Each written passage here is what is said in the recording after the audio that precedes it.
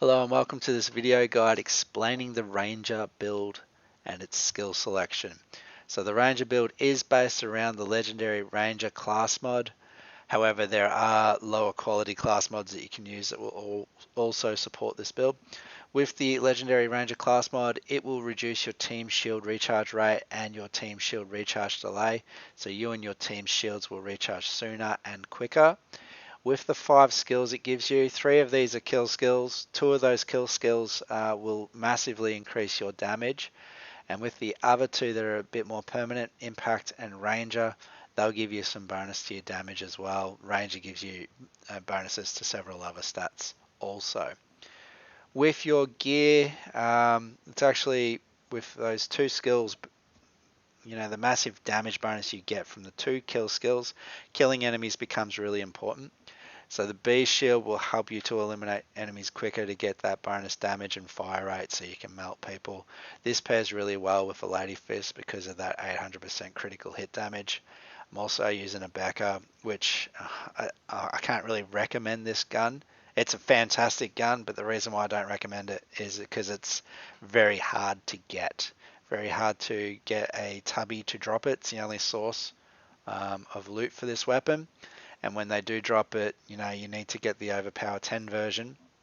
So if it drops overpower 8, 9, it's not as good. So I'm using it because I have it. But if you don't have this, you may need to use a Skull Masher or something else instead.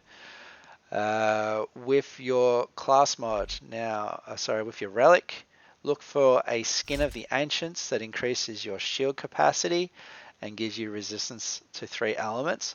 I think the preferred elements I would like to have is Shock as number one preference, non-elemental resistant as my second preference, and explosive resistance as my third preference. Reason being is because this guy can be a shield tank if you want him to be, but shock damage will still chew through those shields, so shock resistance will help keep you alive for that little bit longer. It's the same with explosive resistance. Rocket launchers are just going to deal massive damage, so having some explosive resistance can reduce that. But of course, if a Goliath or a Nomad spawns with a rocket launcher that has an element applied to it, explosive resistance isn't going to do much in that situation anyway. So you would need the element of the rocket launcher they're using. With shields, if you want a shield tank, there's a couple here. Blockade's a good one because it comes with damage reduction. Antagonist is a good one because it has high capacity, also has some damage reduction, and it can slag some people.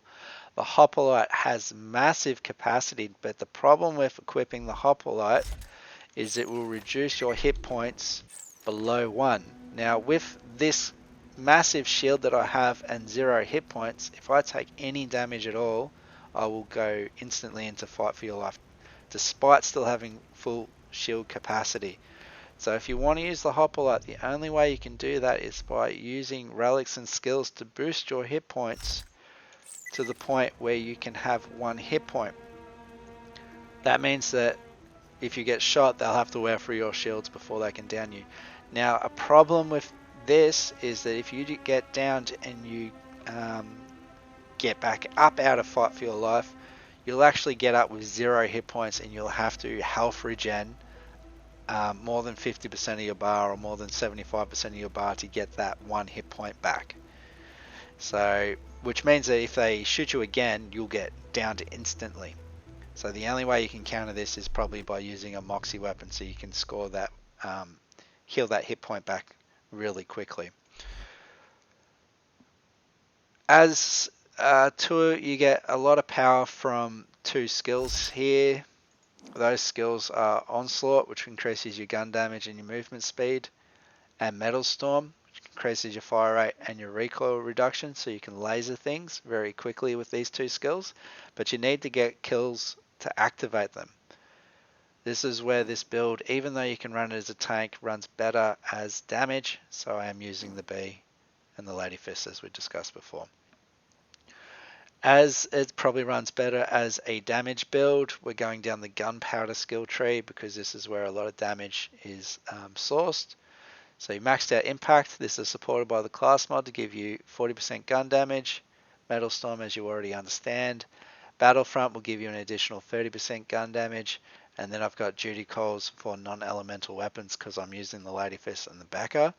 But if you don't have good weapons, you may choose to put these 5 points somewhere else and use elemental weapons so that you can deal additional damage using the elements that that enemy is weakest to or vulnerable to. Also maxed out Ranger. This will increase your gun damage and your critical hit damage and your fire rate, so some good damage output there. It'll also keep your damage consistent because of magazine size and reload speed and accuracy, and it'll increase your max health by 10% as well. Because you've gone this far down on the skill tree, you're likely going to unlock Nuke. It's not much point getting this far and not putting 1 point there to get that extra skill. Nuke late game doesn't deal fantastic damage. It can one hit slagged, weak enemies that are slagged. And you can deploy 2 nukes if you use Gemini to try and finish the job. But it is useful also for moving enemies around so that you get a break from them attacking. You can disrupt attacks and you can knock them over the cliffs in some very rare situations as well. If you do want to run this guy as a health tank, or even if you just want to use the B, it'd be really useful to have skills like preparation and forbearance. Preparation so you have a little bit more capacity, forbearance so that the status effects don't chew through your low shield capacity and your health too quickly. Over on the left, willing is also a very useful skill to have with the B shield because it will further reduce your shield recharge delay and increase your shield recharge rate, which is complemented by the class mod as well. Now with these other skills, Sentry, your turrets aren't going to deal any damage. The reason why we've put points into Sentry is to increase the turret duration. And same with Resourceful, so we can throw the turrets out sooner, so we can better access the benefit of Battlefront. So we can access it for longer and we can use it more often, just to get that additional 30% gun damage more reliably. Now, a skill worth talking about here is Quick Charge.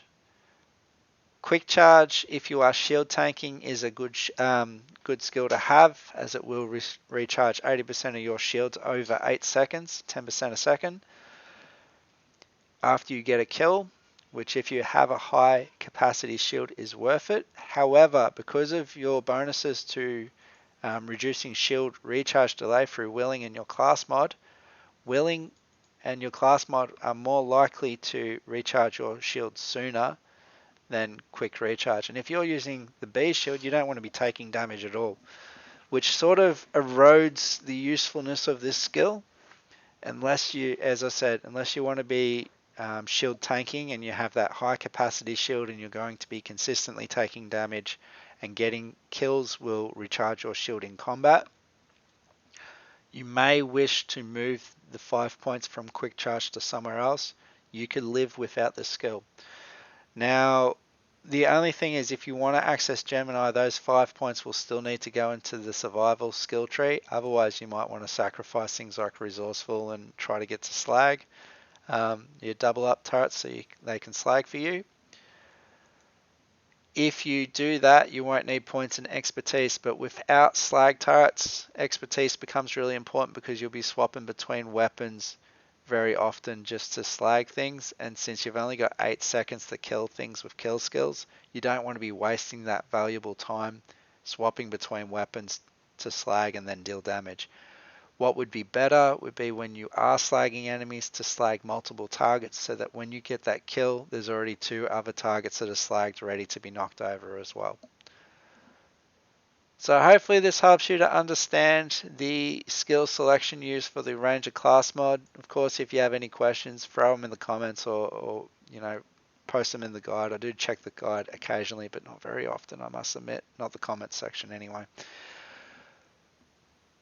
I hope you can enjoy this class. I feel it has a lot of power when you run it for damage. It has a lot of tankiness if you run it as a shield tank. Your shield hit points are worth a lot more than your health hit points. Mainly because health has vulnerabilities to things like fire damage and corrosive damage, whereas your shield provides resistances to those things. Just having these shields active gives you some natural resistances. It's a great build for being able to swap between the two by simply changing your shield.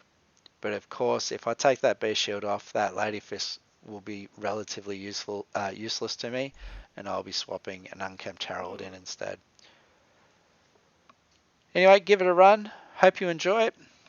I certainly did for a while. It's probably not, to be honest, not one of my favorite Axton builds, but it's pretty bloody powerful. Enjoy.